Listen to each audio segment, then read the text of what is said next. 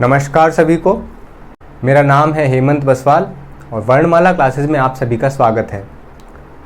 तो दोस्तों, फिर से एक बार कोरोना ने हमारी प्लानिंग को फेल कर दिया है।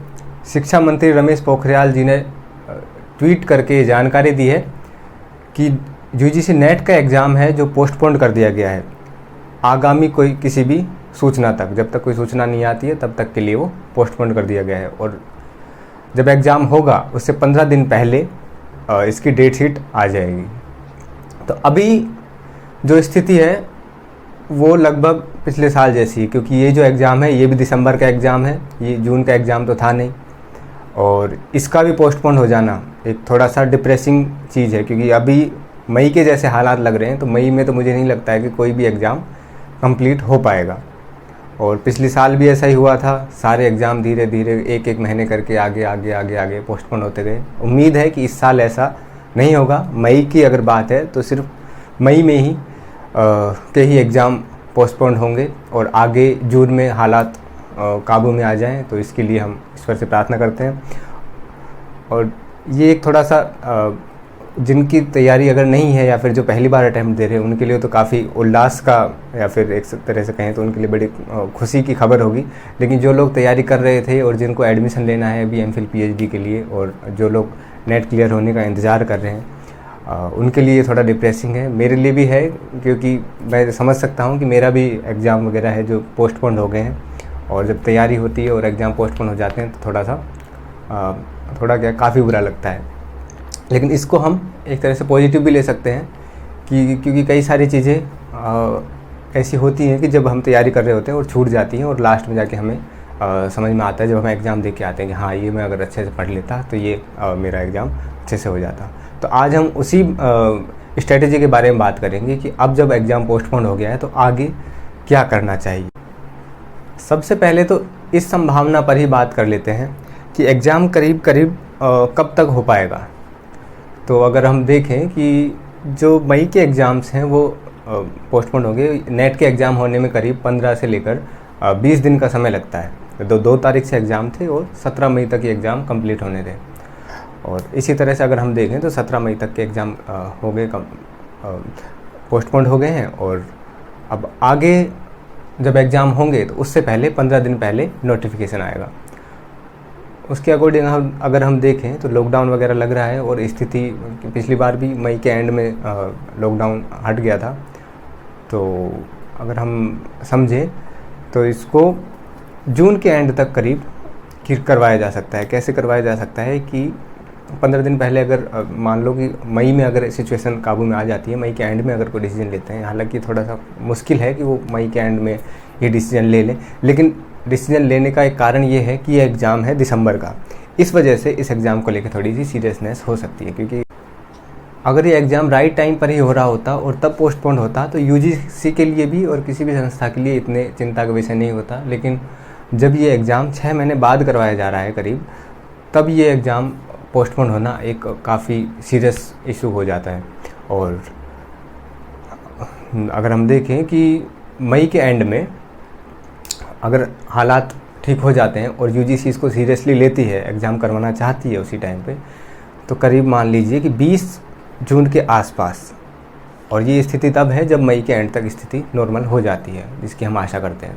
तो 20 जून के आसपास, जैसा कि एग्ज़ाम होता है नॉर्मली यूजीसी का, एक दिसंबर में होता है और एक जून में होता है। तो जून में जो एग्ज़ाम होते हैं या फिर दिसंबर में जो एग्ज़ाम होते हैं उनकी डेट करीब 23 या 25 के आसपास की डेट निकलती है। तो उसी डेट को हम एज्यूम कर सकते हैं कि उसी समय पे जून के अंदर एग्ज़ाम करवाया जाएगा।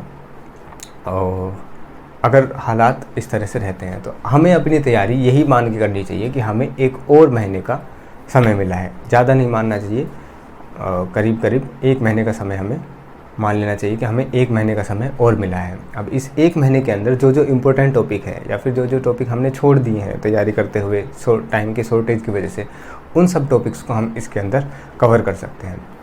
इम्पोर्टेंट टॉपिक्स में अगर मैं बात करूं तो जो हम बुक से रिलेटेड या फिर साहित्य से रिलेटेड जो क्वेश्चंस होते हैं मिडिवल टाइम में, और बात मिडिवल में भी, एंशेंट में भी और मॉडर्न में भी, और दूसरा कि स्कॉलर्स कौन कौन से हैं उस समय के, उनके बारे में क्वेश्चन काफ़ी इम्पोर्टेंट होते हैं और वो आते हैं। मुग़ल काल से अगर हम बात करें तो मुग़ल काल में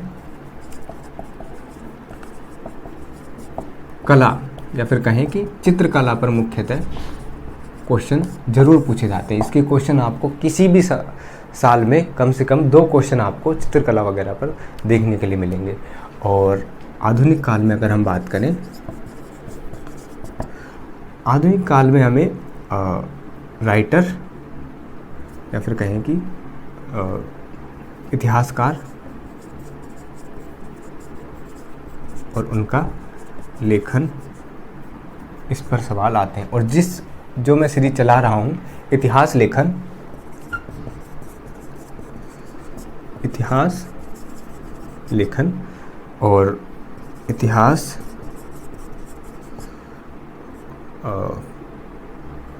का दर्शन, अगर आप प्रीवियस ईयर के क्वेश्चन पेपर देखेंगे तो करीब करीब अगर एवरेज मानो, कभी कभी इससे क्वेश्चन कुछ कम भी पूछे जाते हैं, लेकिन एवरेज अगर हम माने तो 8 से लेकर 13 तक क्वेश्चन इससे पूछे जाते हैं इतिहास लेखन से। मैंने बताया भी था, एक मैंने क्वेश्चन भी करवाया था अमीर खुसरो का, और उसी प्रकार से जो राइटर्स हैं उस टाइम के जो इतिहासकार हैं उनके बारे में, और दूसरा इतिहास का दर्शन जो है, इससे तो ज़रूर क्वेश्चन, मतलब दोनों से ही क्वेश्चन आते हैं। और इससे जो क्वेश्चन आते हैं वो करीब मॉडर्न वाले जब पोर्शन में हम पहुंच जाते हैं तो इस इतिहास दर्शन से उसके अंदर क्वेश्चन पूछे जाते हैं, जिसको हम मॉडर्न में इंक्लूड कर सकते हैं। और अगर हम प्राचीन की बात करें, प्राचीन भारत की बात करें, तो इसके अंदर जो प्री हिस्ट्री का जो टाइम है,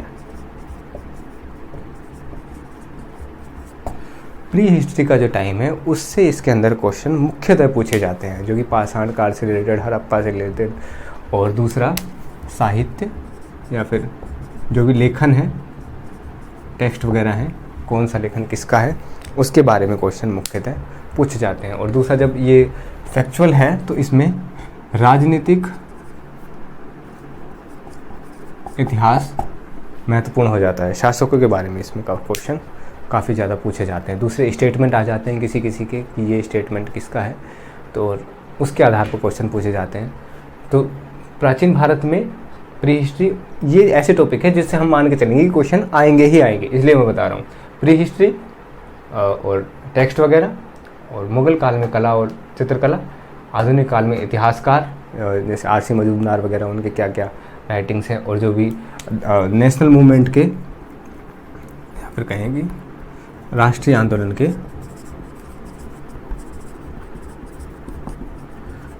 के जो महत्वपूर्ण व्यक्तित्व हैं उनसे रिलेटेड, और उनकी पुस्तकों से या फिर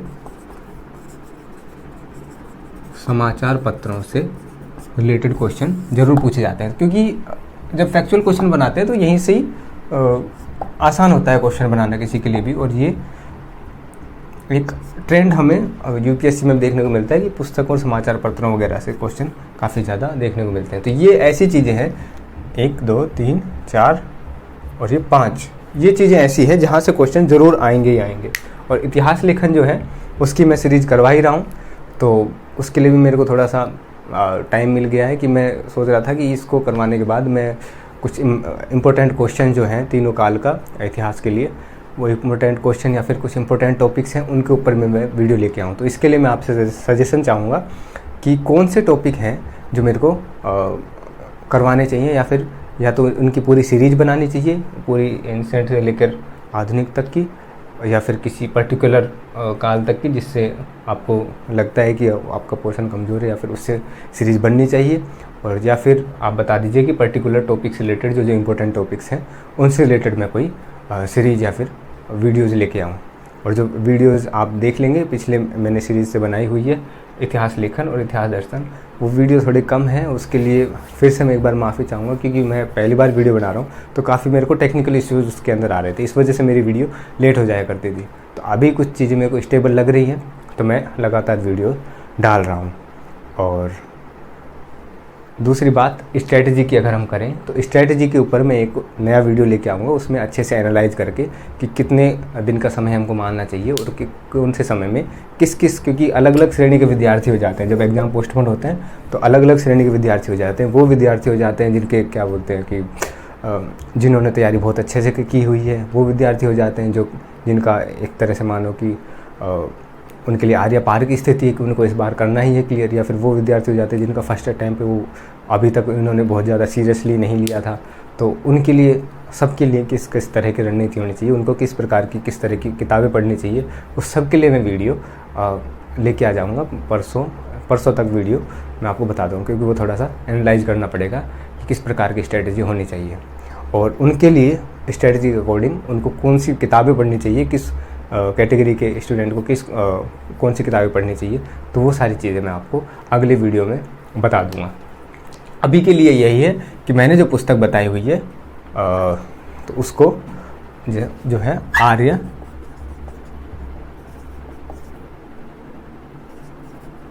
कंपटीशन की जो बुक है, ये एक नोट्स की तरह से बुक है जो कि किरण का अल्टरनेटिव है। और किरण का काफ़ी एक तरह से कहें मजबूत अल्टरनेटिव है। किरण के अंदर इतने सारे फैक्ट और इतनी सारी चीज़ें नहीं हैं। अगर इसको हम पढ़ते हैं तो हमें फैक्ट्स के लिए अलग अलग तरह की किताबें पढ़ने की कोई ज़रूरत नहीं है।